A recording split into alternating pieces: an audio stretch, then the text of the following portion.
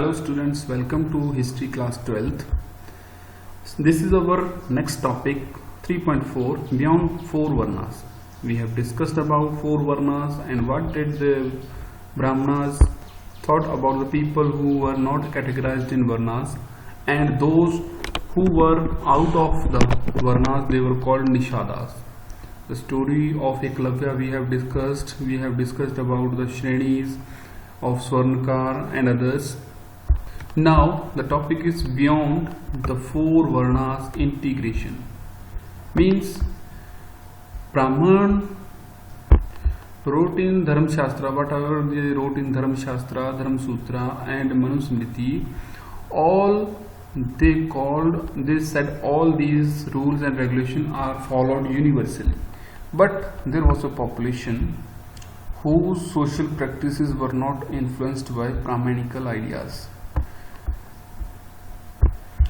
So, according to Brahmanas, when they were described in Brahmanical texts, they were described as odd, uncivilized, or even animal-like. These kind of people were described as uncivilized, odd, or animal-like people who were not following the Brahmanical ideas. These include forest dwellers, for whom hunting and gathering remain an important means of subsistence. Categories such as Nishadas, to which Eklavya belonged to, are the example of this kind of category of population who did not follow the Brahmanical rules and regulations. मतलब Brahminical ideas को follow ना करने वाले, जंगलों में रहने वाले जो लोग थे, वो हंटिंग गैदरिंग करते थे सबसिस्टेंस यानी कि जीवन यापन के लिए, उनको निषादा की कैटेगरी में कैटेगराइज कर दिया गया. मतलब चारों वर्णों में किसी वर्ण में नहीं आते तो उनको एक निषादा की कैटेगरी अलग से बना दी गई, उसमें कैटेगराइज कर दिया गया ब्राह्मणिकल आइडियाज़ के द्वारा. ब्राह्मणिकल आइडियाज़ जो फॉलो नहीं करते थे वो निषादास होते थे, जो जंगलों में रहते थे वो भी निषादास होते थे. अब भी कुछ था, जैसे एक पेस्ट्रोलिस्ट यानी कि जो चरवाहे होते हैं, नोमैडिक पेस्ट्रोल, घुमंतु चरवाहे, जो एक जगह से दूसरी जगह घूमते रहते हैं. अब ये भी चार वर्णों के इस फ्रेमवर्क में नहीं आते थे, क्योंकि जहां इनको दिखा कि एग्रीकल्चर प्रोडक्टिव वहीं रह जाते, चाहे वो सांस्कृतिक एरिया या नॉन सांस्कृतिक एरिया, तो ये भी ब्राह्मणिकल फ्रेमवर्क में अकोमोडेट नहीं किए जा सकते थे. तो इन लोगों को क्या कैटेगराइज किया गया, किस तरह से कैटेगराइज किया गया? Sometimes those who spoke non सांस्कृतिक लैंग्वेज वर लेबल्ड एज मलेच्छास. जो नॉन सांस्कृतिक लैंग्वेज बोलते थे, घुमंतु चरवाहे यानी कि नोमैडिक ट्राइब्स जो थे, उनको कहते थे मलेच्छास. एंड लुक्ड डाउन अपॉन, मतलब उनको नीचा समझा जाता था. There was nonetheless also a sharing of idea and beliefs between these people. The nature of relation is evident in some stories in Mahabharata. तो अब इनके लिए भी एक स्टोरी जो है महाभारत से रिलेटेड. एक हमने एकलव्य की स्टोरी ली, निषादा की स्टोरी, जो सोशल ऑर्डर में नहीं आते थे.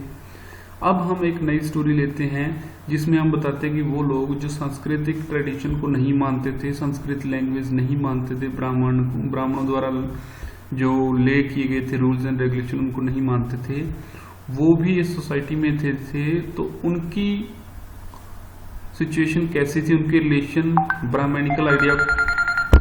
सो जो नॉन ब्राह्मणिकल ऑर्डर वाले जो लोग थे, जो नोमैडिक ट्राइब्स थे, जो जंगलों में रहते थे, उनके लिए जो सांस्कृतिक ऑर्डर फॉलो करने वाले लोग थे, उनका रिलेशन कैसा था, नजरिया कैसा था उनके साथ. सो ये एक स्टोरी है, आदि पर्वन की स्टोरी है, अ टाइगर लाइक हस्बैंड. तो इसमें आपको बताते हैं कि एक जब पांडवों को 1 साल के लिए जंगलों में रहना पड़ा था, तो उनमें मतलब क्या होता था कि क्योंकि जो पांडवास थे उन्होंने सारा राजपाट जो था वो हार गए थे. Now they fled into the forest और they were tired and fell asleep. वो जंगलों में पहुंच गए थे और एक दिन क्या हुआ था कि वो सारे सो गए. भीम जो था, जो सेकंड पांडवा था, वो अपनी पावर के लिए जाना जाता था. तो उसकी ड्यूटी ये थी कि जब वो सारे सोए पांडव, तो उनकी देखभाल भीम करेगा. तो दूसरी तरफ जंगल में थे जब ये जो man eating rakshasa caught the scent of Pandavas and sent his sister Hidimba to capture them. अब scent of Pandavas मतलब क्या, क्योंकि सुगंध जो थी, मतलब राक्षस होता है ऐसा, पता नहीं होता या शायद नहीं होता होगा, लेकिन ऐसा कहा जाता है कि वो सूंघ लेते थे कि कोई आदमी आया है, मानव की सुगंध आ गई उसको, तो उसने अपनी बहन हिडिम्बा को भेजा कि उनको पकड़ के लाए. She fell in love with Bhim, transformed herself into lovely maiden and proposed to him. मतलब उसने अपना भेष बदला, भीम के लिए उसका प्यार जागा और उसने अपना भेष बदला और भीम को प्रपोज किया. भीम ने रिफ्यूज कर दिया. तो भीम को चैलेंज करने के लिए वो राक्षस जो जिसने अपनी बहन को भेजा था हिडिम्बा को, वो राक्षस आ गया और भीम को चैलेंज किया एक रेसलिंग मैच के लिए. रेसलिंग मैच के लिए जब भीम को चैलेंज किया गया तो भीम ने उस चैलेंज को एक्सेप्ट कर दिया और उस राक्षस को मार दिया. जब दूसरे लोग जो थे, मतलब पांडवास थे, उन्होंने सुना, Hidimba introduce herself and declare her love for Bhima. अब जो वो राक्षस था वो मार दिया गया था. शोर सुनकर दूसरे पांडव भी उठ गए थे, उनकी माता कुंती भी उठ गई. तो हिडिम्बा ने अपना इंट्रोडक्शन दिया और उसने बताया कि मुझे भीम से प्रेम हो गया है. तो she told Kunti, I have forsaken my friend, my dharma and my kin and good lady chosen your tiger like son for me my man. Whatever you think me fool or your devout servant, let me join you great lady with your son as my husband.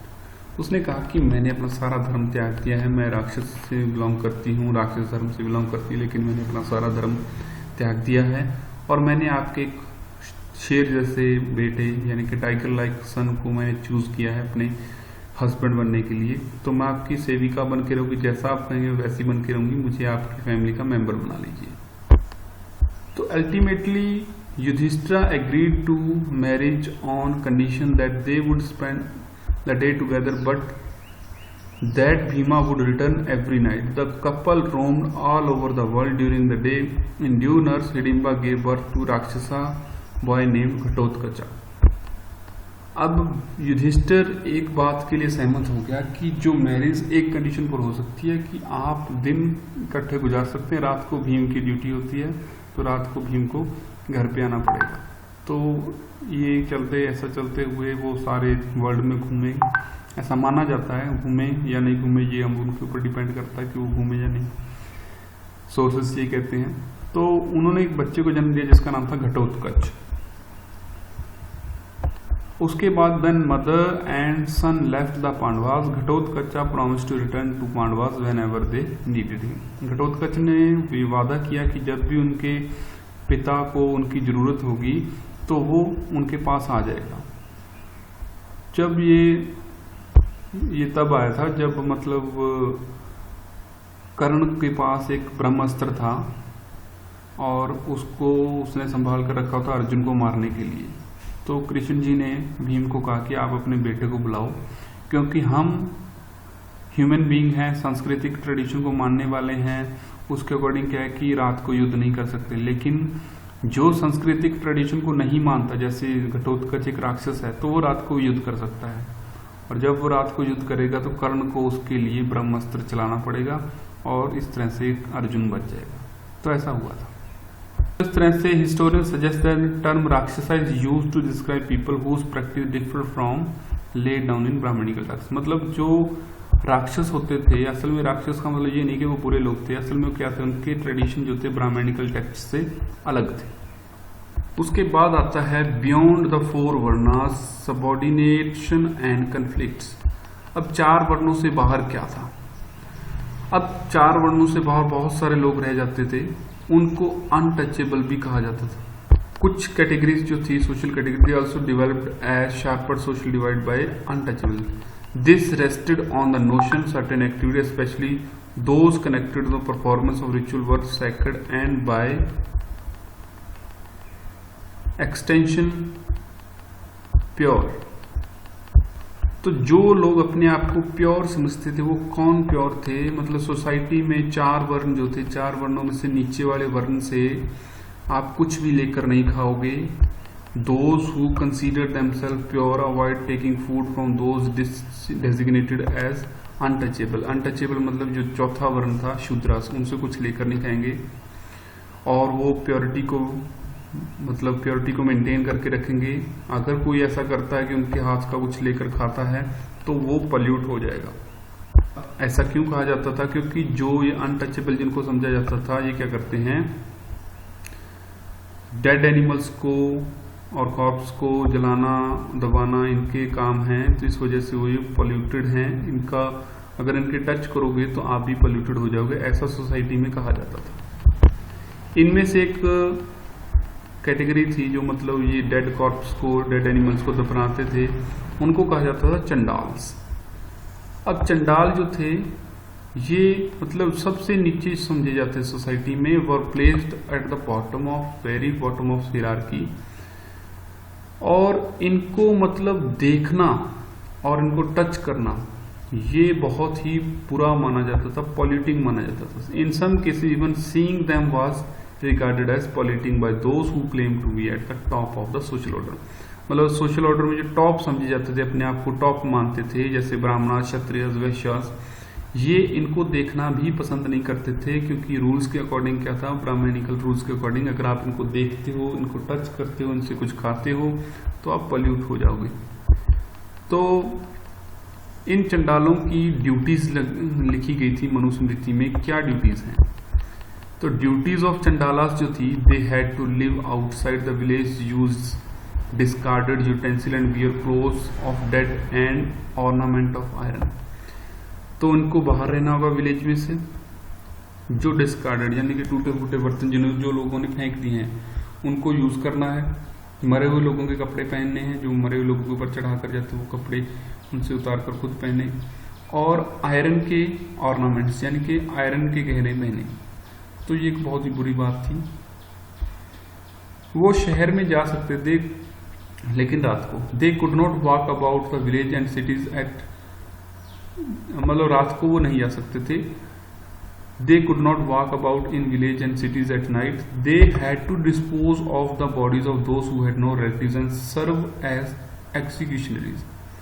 फांसी देने वाला भी इनको बनाया जाता था, और अगर किसी का रिलेटिव नहीं होता था तो उनकी डेड बॉडी को जलाने का जो रिस्पॉन्सिबिलिटी होती थी वो इनकी होती थी। बाद में चाइनीज जो बुद्धिस्ट मॉन्क यहाँ आए, जिनका नाम था फासियान, 5th सेंचुरी सीई में, उन्होंने लिखा कि untouchable had to sound clapper so that people could avoid seeing them. उन्होंने लिखा कि देखो सोसाइटी में, इंडियन सोसाइटी में ऐसा कुछ है कि जैसे चंडाल है, चंडाल को अपने गले में घंटियां बांधकर चलना पड़ेगा, और जहां पर भी 2-4 लोग उनको मिलेंगे वहां पर वो उन घंटियों को बजा देगा, ताकि लोग उस घंटियों से समझ जाएं कि जो ये आग रहा है कौन है, ये एक चंडाल है और चंडाल को देखना मनाही थी और लोग अपना मुंह फेर लें। दूसरा चाइनीज पिलग्रिम्स यानी कि यात्री है वो था सुआनजेंग 7th सेंचुरी में। उसने देखा कि that executioners and scavengers were forced to live outside the village, यानी कि जो फांसी देते हैं लोगों को और जो पशुओं का मांस छीलते हैं उनको गांव से बाहर रहने के लिए जगह दी गई थी। ब्राह्मणिकल, नॉन ब्राह्मणिकल टेक्स्ट जो थे उन्होंने लाइफ को बताया है, चंडाल की लाइफ कैसी होती थी, वेदर चंडाला एक्सेप्ट लाइफ और degradation prescribed in Shastra. Sometimes these depictions correspond with those in Brahmanical texts, but occasionally there are hints of direction social realities. मतलब सोसाइटी में चंडाल की कंडीशन कैसी थी ये हमें सांस्कृतिक टेक्स्ट पढ़ने से पता चल जाते हैं। तो चंडाल की स्टोरी थी। तो बौद्धिसत्ता एज अ चंडाल ये आप पढ़ लेना, में एक स्टोरी बताई गई है, आप सारे वो पढ़ेंगे स्टोरी को, क्योंकि सोर्स आ सकता है क्वेश्चन पेपर में आपके जो एनुअल पेपर होगा। अब नेक्स्ट जो टॉपिक है वो beyond birth resources and status, ये हम नेक्स्ट वीडियो में करेंगे। Thank you.